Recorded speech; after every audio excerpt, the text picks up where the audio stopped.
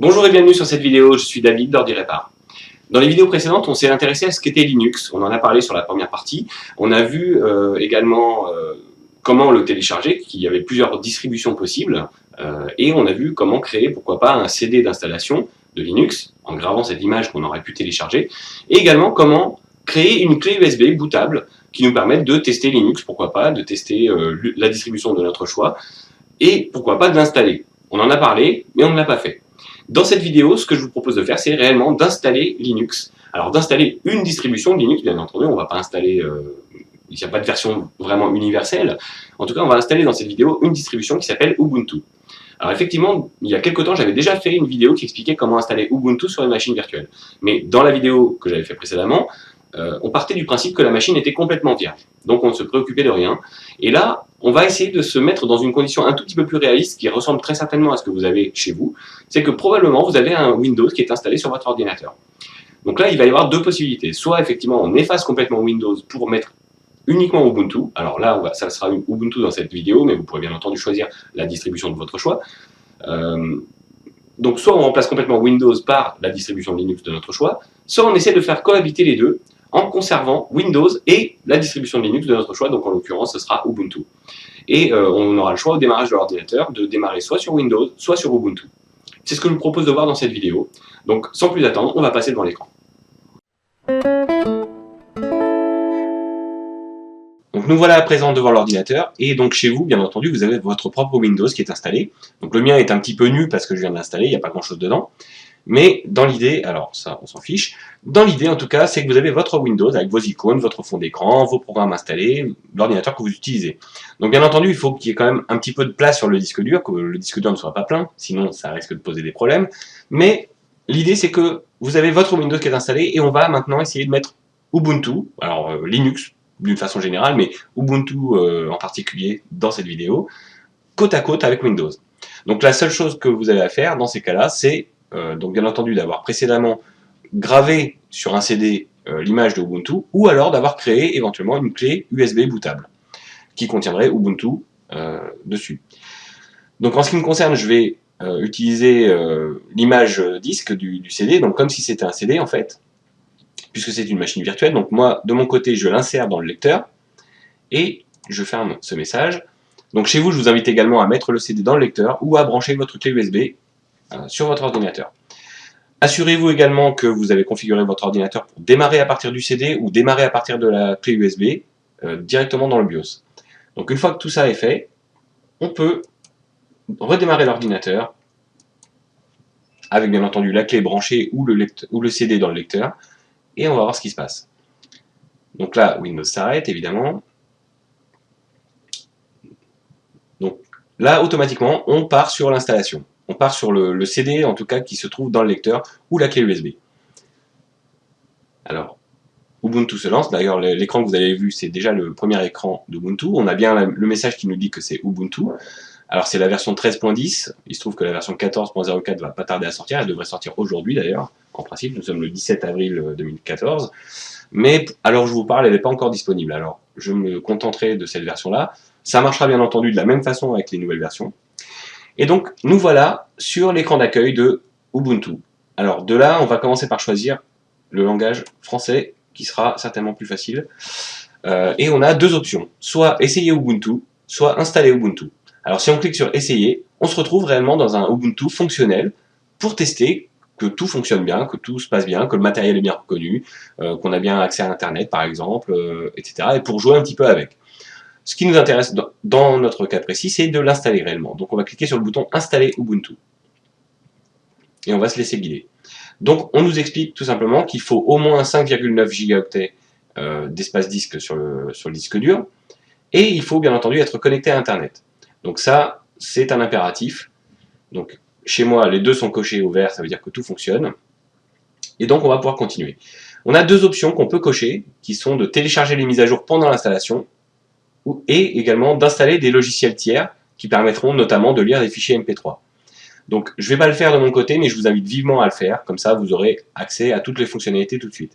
Si vous ne le faites pas maintenant, c'est pas très grave, on peut le faire une fois que Ubuntu est installé, donc ça marchera quand même par la suite. Mais moi je vous invite en tout cas à le faire pendant l'installation. Juste pour des raisons de timing, je ne vais pas le faire. Voilà. Donc on clique ensuite sur continuer. Et là, on va avoir le choix de savoir ce qu'on veut faire réellement. Donc, l'installation de Ubuntu a détecté qu'il y avait déjà un Windows 7 sur cette machine. Elle me propose de l'installer à côté de Windows 7, d'installer Ubuntu à côté de Windows 7. C'est-à-dire qu'on conserve Windows tel qu'il est, et on va tout simplement ajouter Ubuntu sur l'ordinateur. Comme je vous le disais, on peut également remplacer complètement Windows 7 par Ubuntu. C'est pas ce qu'on souhaite faire dans cette vidéo, peut-être que c'est ce que vous voulez faire chez vous, donc il suffira dans ce cas-là de cocher cette case-là. Et sinon, vous avez la possibilité de choisir vous-même comment créer les partitions, gérer les partitions de votre disque dur. C'est une autre option. Bon, pour plus de simplicité et dans le but de cette vidéo, on va rester sur l'installation de Ubuntu à côté de Windows 7 et on va cliquer sur continuer. Donc pour pouvoir installer Ubuntu, il faut quand même garder de la place sur le disque, il faut qu'il y ait de la place sur le disque. Il va falloir créer une partition supplémentaire sur le disque dur pour y accueillir Ubuntu. Le souci entre guillemets, c'est qu'habituellement Windows prend l'intégralité du disque. Alors il se peut que vous ayez également une partition de récupération qui soit fournie par le fabricant de votre ordinateur, si c'est un ordinateur portable à plus forte raison. Il faudra bien entendu conserver cette partition. Et sur cet écran, on va avoir la possibilité de choisir l'espace qu'on alloue d'un côté à Windows et de l'autre côté à Ubuntu. Donc par défaut, alors mon disque dur est très petit, évidemment c'est une machine virtuelle, il fait à peine 40 Go. Ce qu'il faut savoir, c'est qu'au minimum, il va vous falloir 5,9 Go pour Ubuntu, mais c'est un minimum. Il faut bien entendu plus de place si vous souhaitez y installer des logiciels. Et par défaut, on me propose de mettre 17 Go pour Ubuntu et de ne garder que 25 Go disponibles pour Windows sur mon disque. Alors chez vous, ça sera bien entendu des proportions différentes. Mais ce qu'il faut garder à l'esprit, c'est que si vous voulez que Windows continue de fonctionner, il faut au minimum qu'il ait 10% d'espace disponible sur sa partition. C'est-à-dire que par exemple, si j'ai une partition de 25 Go comme ici, il faudra que j'ai au minimum 2,5 Go disponibles pour que Windows fonctionne correctement. Donc à vous de faire le calcul chez vous, mais il faut qu'il y ait au minimum 10% d'espace disque disponible. Donc gardez-en un petit peu sous le coude, on ne sait jamais. Alors en ce qui me concerne, je vais pouvoir agrandir un petit peu, je voudrais laisser un petit peu plus de place à Ubuntu. Donc il me suffit de cliquer au milieu et de déplacer mon curseur pour avoir, par exemple, 20 Go pour Ubuntu et 22 Go pour Windows. Donc j'ai choisi les tailles de partition que je voulais pour chacun des systèmes. Maintenant, je peux cliquer sur Installer. Donc, pour procéder à l'installation, le programme d'installation de Ubuntu va d'abord devoir modifier les paramètres du disque dur pour réajuster la taille des partitions. Donc, je l'autorise, je dis continuer, et là, on n'a plus qu'à attendre. Ça va se faire automatiquement. Donc, on va remplir les quelques questions, on va répondre aux quelques questions qu'on me pose. Donc, je suis bien à Paris. Alors, vous mettez évidemment le lieu de votre choix, où vous vous trouvez. Le clavier, pour moi, c'est le clavier français. Donc, je le laisse. Je clique sur continuer. Et là, on va mettre un nom. Alors, mon nom, je vais mettre David, tout simplement. Le nom de l'ordinateur, vous lui donnez le nom que vous voulez. Alors, chez moi, ce sera par exemple David Ubuntu. Et du coup, le nom d'utilisateur qui va correspondre à mon login, je vais laisser David. Vous pouvez mettre également le nom que vous voulez. Et on va choisir un mot de passe. Alors il faut mettre un mot de passe qui soit le plus sécurisé possible, bien entendu. Bon, bien que ça n'ait pas une immense incidence sur l'installation, vous pourrez le changer plus tard. Mais on va déjà essayer de faire quelque chose, voilà, d'à peu près correct. Donc je vais mettre un mot de passe. Voilà, le mot de passe est acceptable. Donc vous avez toujours une petite indication qui vous dit si votre mot de passe est trop faible ou s'il est acceptable. Donc à vous de choisir ce qui vous convient. Il faut le retaper une deuxième fois. Et ensuite, on a le choix d'ouvrir la session automatiquement, c'est-à-dire sans vous demander le mot de passe, ou alors de protéger un petit peu l'ordinateur et de vous demander le mot de passe à l'ouverture de session. On peut même aller jusqu'à chiffrer le dossier personnel, c'est-à-dire encoder les données qui se trouvent dedans pour que personne ne puisse y accéder s'il n'a pas le mot de passe.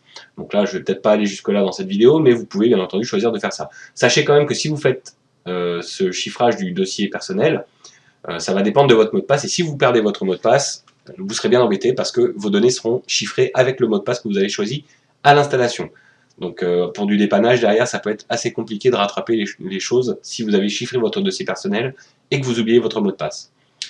Donc on va ensuite cliquer sur continuer. Donc on nous propose ensuite de se connecter à Ubuntu One. Alors Ubuntu One, c'est un service que propose Ubuntu, c'est un service de cloud, de stockage en ligne.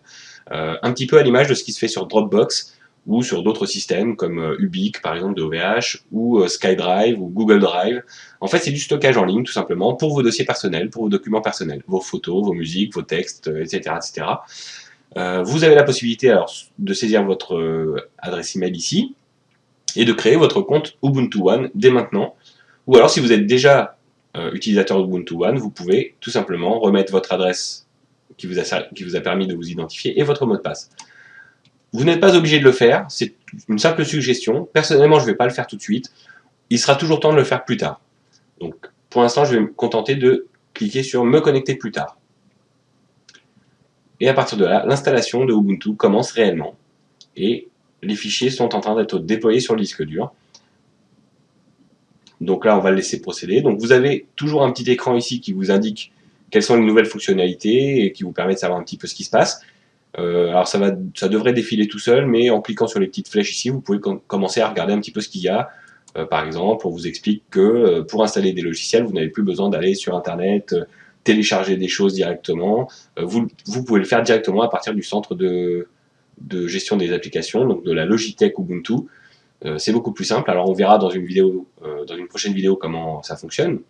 Pour l'instant, on va se contenter de cette partie qui concerne l'installation, mais dans d'autres vidéos, on ira voir comment installer des logiciels dans Ubuntu. Donc vous pouvez faire défiler comme ça les écrans, alors on ne va pas tous les détailler, mais en tout cas, vous avez la possibilité de consulter les nouveautés, ou du moins les fonctionnalités principales que propose Ubuntu. Voilà. Sachez également que Ubuntu, il y a un forum en français qui existe, qui est disponible à cette adresse, donc forum.ubuntu-fr.org, sur lequel il y a très certainement une grande majorité de réponses à toutes les questions que vous pouvez vous poser, et que si éventuellement il n'y a pas la réponse à votre question, vous pouvez bien entendu poser des questions, et il y a des gens très compétents sur ce forum qui se feront, je pense, un plaisir de vous répondre et de vous aiguiller dans l'utilisation de Ubuntu. Il y a également une adresse, donc ubuntu.com/support, qui vous permet d'avoir davantage d'aide sur l'installation, sur la mise en œuvre de certains logiciels, sur la façon d'installer des choses, de configurer votre Ubuntu correctement pour en faire telle ou telle chose que vous pourriez souhaiter. Donc là, on va attendre que l'installation se termine, donc il y a des téléchargements qui vont avoir lieu, il y a des choses qui vont se faire. Ce que je vous propose, c'est de faire une petite pause sur cette vidéo, et je vous reprends tout de suite derrière quand on sera arrivé au bout de ce processus d'installation.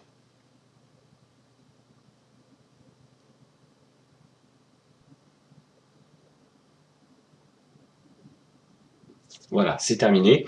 Et donc maintenant que l'installation est terminée, on va pouvoir redémarrer l'ordinateur. Donc on clique sur redémarrer maintenant.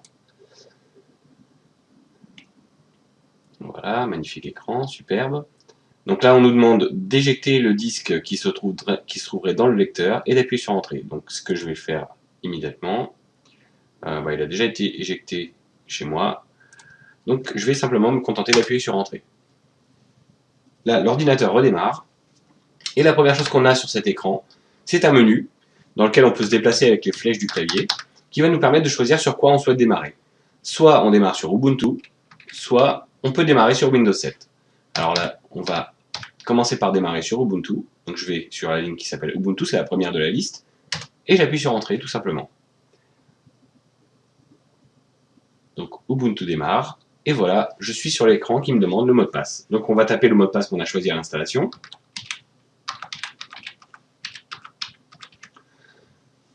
Et on appuie sur Entrée. Voilà, ça y est, Ubuntu est installé, et je suis sur le bureau de Ubuntu. Donc l'installation est arrivée au bout. On a maintenant accès à tout ce qui se passe sur Ubuntu. On va pouvoir l'utiliser correctement, complètement maintenant. Donc pour m'assurer que tout est OK, je vais par exemple essayer d'ouvrir une page web. On va utiliser Firefox par exemple. Je vais aller sur Google par exemple. Hop, google.fr. J'ai accès à Internet, c'est parfait, magnifique. Je peux refermer. Et une autre petite chose que je voulais vous montrer avant de finir cette vidéo, c'est cette icône qui va nous permettre d'explorer les fichiers qui se trouvent dans l'ordinateur. Donc si je clique dessus, c'est un petit peu comme l'explorateur de Windows. Donc par défaut, on arrive sur le dossier personnel, Ubuntu, c'est-à-dire un équivalent de mes documents dans Windows. Donc on a accès aux documents, aux images, à la musique, vidéo, donc on peut comme ça ranger un petit peu ces fichiers, et c'est assez pratique.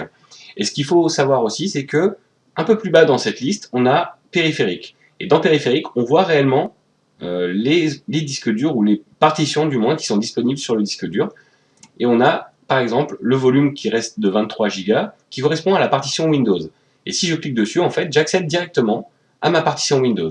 Je peux comme ça, par exemple, en allant dans User, dans mon nom d'utilisateur, accéder aux icônes qui se trouveraient sur le bureau de mon Windows. Si je remonte d'un cran, je peux aussi aller dans les documents. Bon là évidemment j'ai pas grand chose. Et je peux comme ça aller automatiquement dans musique, dans mes images, alors ça s'appelle Pictures en anglais évidemment. Je peux comme ça accéder à tous mes documents qui se trouveraient dans Windows. C'est un bon moyen d'échanger des fichiers entre les deux systèmes, sachant que Windows ne sait pas lire les partitions qui sont créées au format Linux, au format en tout cas qu'utilise Ubuntu. En revanche, Ubuntu, lui, ou Linux d'une façon générale, saura lire les partitions qui sont au format NTFS, qui est le format utilisé par Windows.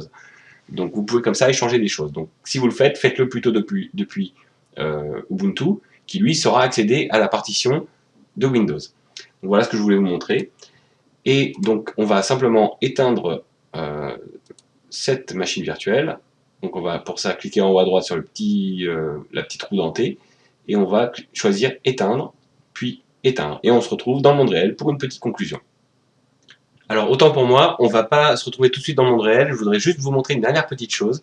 Tout à l'heure j'ai dit d'éteindre, mais en réalité, si je clique sur la petite roue dentée et que au lieu d'éteindre, je peux cliquer sur éteindre ici, mais au lieu d'éteindre, je vais redémarrer l'ordinateur.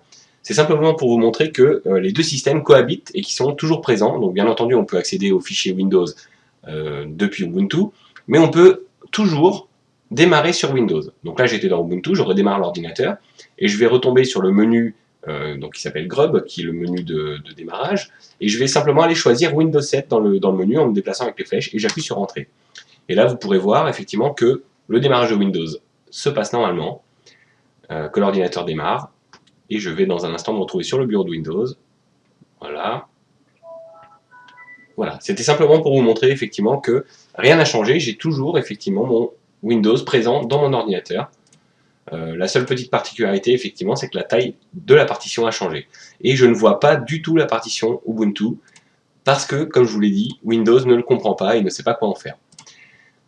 Donc voilà, c'était simplement ce que je voulais vous montrer. Donc là, on va pouvoir arrêter l'ordinateur, et on se retrouve dans le monde réel pour une petite conclusion.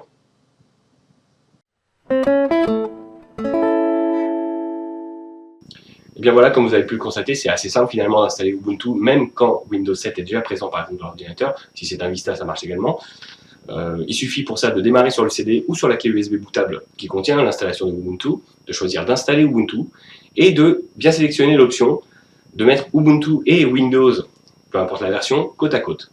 Ensuite, il faut bien entendu décider de la taille de la partition qu'on souhaite allouer à Ubuntu en rognant un petit peu sur la partition qui correspond à Windows, tout en essayant de conserver une taille suffisante pour que Windows puisse fonctionner. Si vous voulez que les deux systèmes cohabitent, il faut bien ménager la chèvre et le chou.